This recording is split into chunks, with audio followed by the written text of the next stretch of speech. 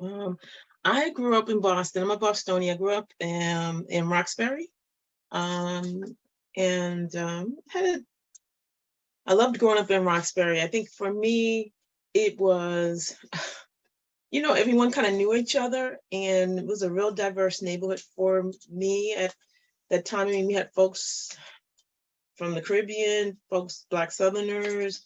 I had neighbors who were from Puerto Rico.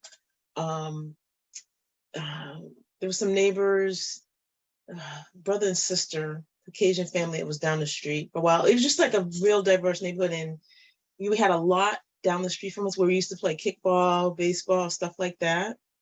Um, pretty normal, I think, childhood. And I think for me, it was nice that as neighbors, we knew each other. I feel like today, like a lot of times neighbors don't really know each other, but it was nice to be able to play, be in the city, but be able to play and know your neighbors.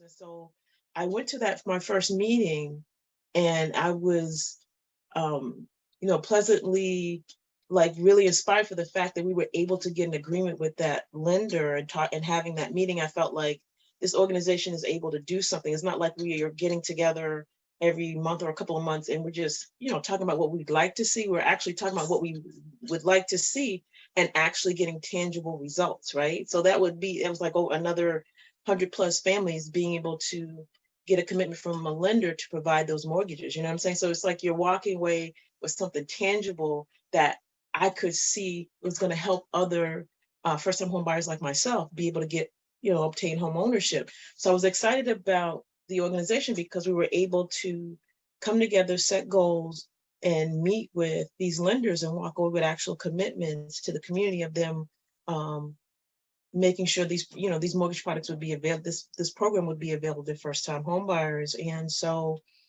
that's kind of like how the bug kind of hit me. The organizing bug hit me.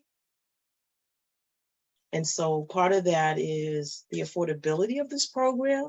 And so it's helped over 25,000 folks, including myself, be able to purchase their homes.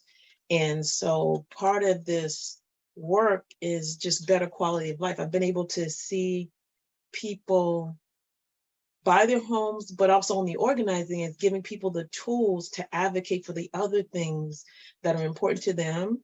So one of the things, like one of my members that, I had helped recruit and organize with, it was so nice to see her pass that on. Like, she purchased her home, her daughter got married, purchased her home, has kids now. And to see how the organizing, translates into better quality of life, and you're seeing this with our neighbors, it's exciting because you get to see it and you see the tangible changes, on how people use the organizing for their kids' school, or if there's neighborhood, they might be part of a neighborhood association or something else. They use the organizing, say, models and the things that we do in other areas of their lives. So, one of the parks that I'm excited about that has CPA Funds that's near me is near Deposit Avenue, where now they have seating where parents can actually watch their kids play the baseball, soccer. They have like a little tot lot, which they didn't have for younger kids. So they can do like rock climbing. There's some swings and sets and stuff like that that wasn't there. But the CPA money has helped to, help vitalize it and be useful for folks in the community. And of course, on the housing side, we've been able to apply for those funds to help in the creation of the One Plus Boston, and then working in partnership with MHP. MHP is Mass Housing Partnership, is a quasi-government agency that administers the One Mortgage program in the city. And so what that CPA money has done is has helped to give people more buying power to help stay in Boston. Because a lot of our members that I work for and class graduates, they, some folks want to be able to buy in Boston. In Boston, the price is so crazy, right?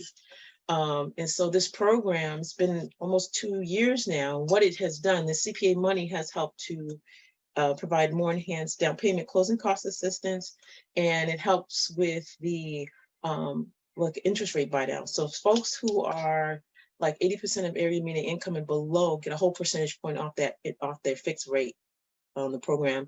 And those who are like of higher incomes, like a half a percentage point. So when you look at that, and then the enhancement of down payment closing costs, it gives people more buying power to be able to compete in this crazy market. As an organizer in our organizing team, we work for our MAHA members, our neighbors, so they dictate what projects or things we're going to take on. And our MAHA members were like, "Lo, we're going to stay with this because mortgage companies have to also be accountable like banks, right?" And it took 7 years, and our members didn't give up on it. You know what I'm saying? It's like we talked about it. We knew how it would, how mortgage lenders were doing more lending. When you're talking about like 80s to 90s, like in the 90s, they were doing like 80% of the mortgage during the subprime crisis, you know what I mean? And there was no real accountability for them. And so our members, like, we kept coming back to it, like, do we want to still pursue this? And so sometimes some things are not easy. Sometimes some campaigns it's not going to happen in a year. And it took like 7 years. And our members were like, we're going to hold on to this. We got to hold them accountable.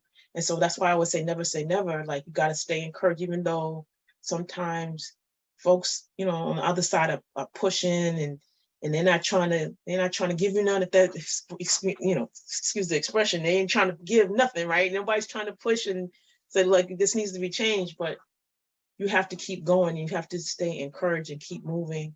And this is the right thing and it needs to be changed. You got to keep moving and not give up.